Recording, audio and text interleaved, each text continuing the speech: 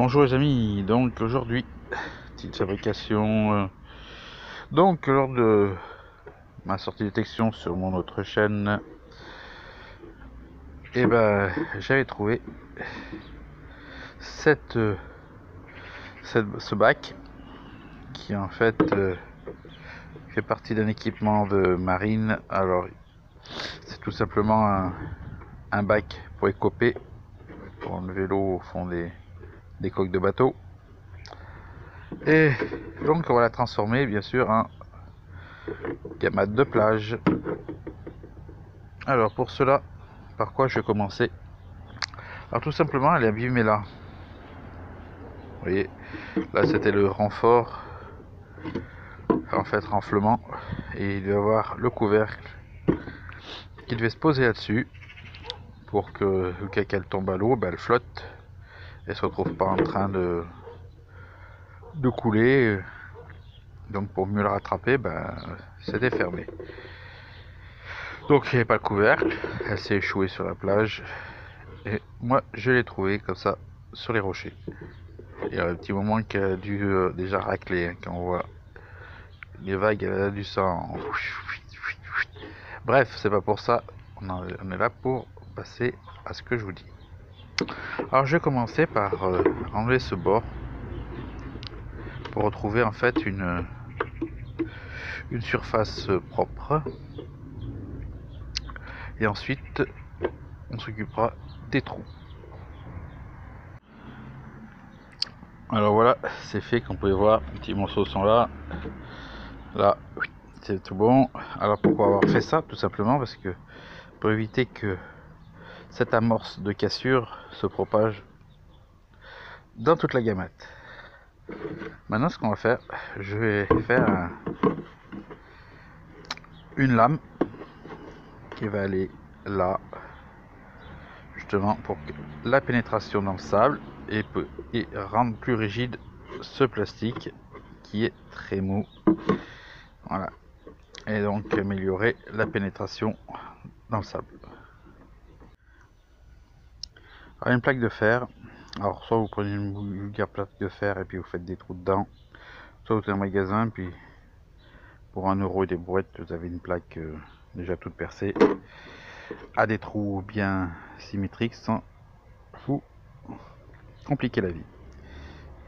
Donc maintenant je vais faire tracer des trous, je perce, je rift. Oui, je dis je rift. Petit rivet comme ça, petit rivet de 4,5. Voilà, alors prenez bien des rivets qui fassent la boule, pas des rivets de plaque.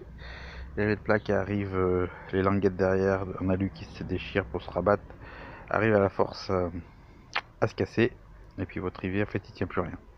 C'est vraiment juste fait pour des endroits style plaque d'immatriculation, c'est fait pour ça, ou sinon pour des endroits où en fait on n'a pas accès à l'effet replié du rivet. Donc bien prendre des rivets boules.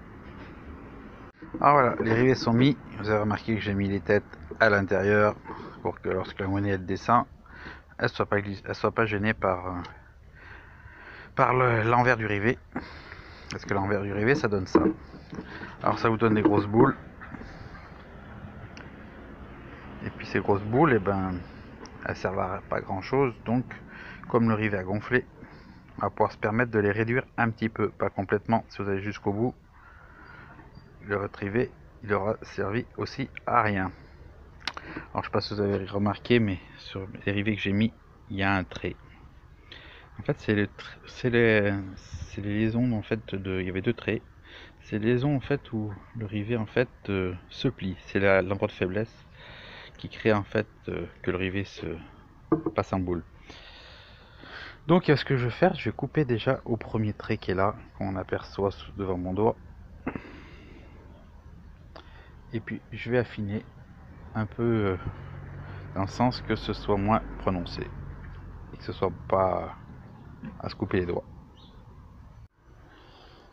Alors voilà, vous voyez, j'ai coupé. Je peux y aller franchement dessus, vous voyez, j'hésite pas dans tous les sens et je risque rien. C'est pas tranchant et vous avez pas plus de résistance dans le sable que ça, donc ça va y aller tout seul. Maintenant, ce qu'on va passer au trou. Alors, pour faire les trous, je vais me baser sur la pièce rouge, la centime d'euro, donc la magusienne. Oui, vous avez bien compris, la magusienne.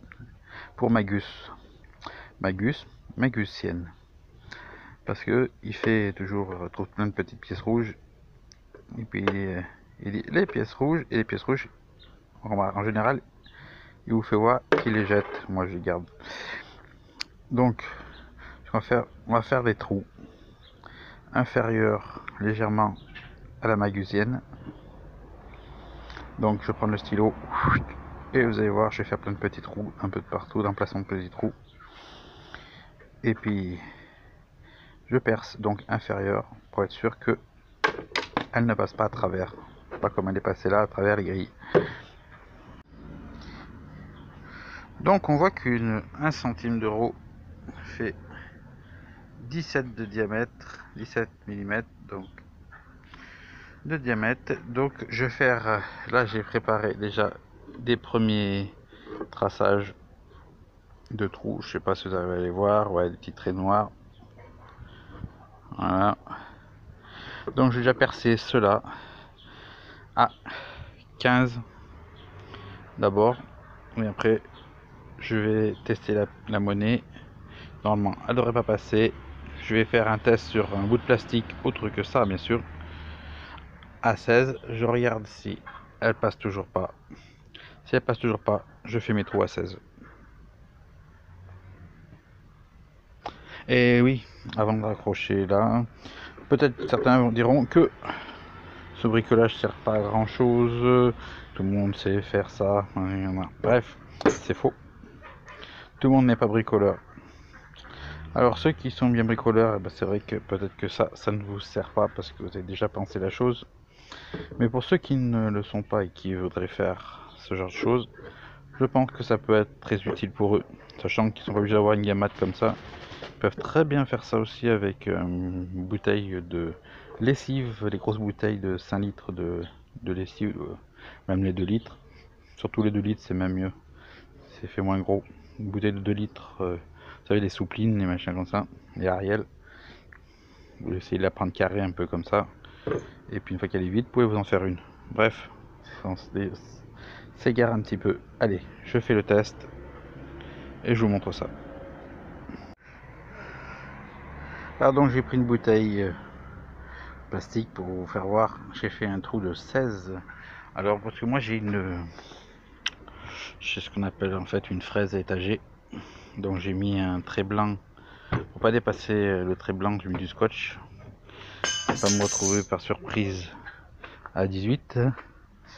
Et donc ben, j'ai mis pour voir si la pièce a passé. Et vous voyez qu'elle ne passe pas, quel que soit le sens qu'on la met. Il y a toujours le millimètre qui manque. Donc j'ai aussi fait un trou à 14. Alors c'est sûr, 14 c'est nickel. C'est sûr pas passer, même si vous forcez, alors que si vous forcez, ben bien sûr vous arriverez à faire passer la pièce de 1 centime d'euro. Regardez, hop. Voilà, mais bon, normalement en général on force pas, donc il n'y a aucune raison. Donc je vais faire mes trous à 16, vu que j'ai pas de 15.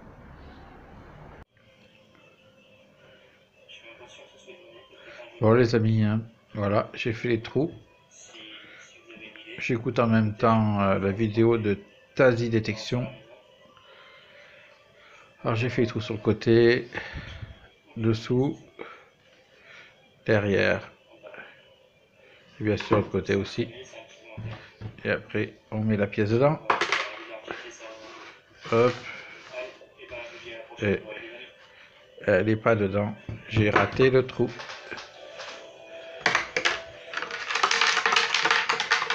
Voilà. Maintenant, il ne reste plus qu'à tester pour savoir à quelle vitesse s'écoule le sable. Allez, on se retrouve sur la plage. Bon les amis, nous nous retrouvons sur la plage. en plein milieu du port de Marseille. Vous voyez, sur la plage du port de Marseille, ils ont passé la cribleuse. Et là, nous avons une cible. Allez, on va voir ça. Alors testons la gamate, puisque c'est ça le but, hein. C'est une gamate de plage, donc il faut tester la gamate dans le sable. Donc il est un peu humide, hein. C'est un sable qui a bien pris l'humidité. Donc sec, il passerait mieux. Et là, donc on va voir quand même une fois lourd ce qu'il donne. Je plante. Hop. Est-ce que c'est dedans? On vérifie. Oui, c'est dans la gamate. Alors, qu'est-ce que ça donne? On peut voir, ça s'écoule bien.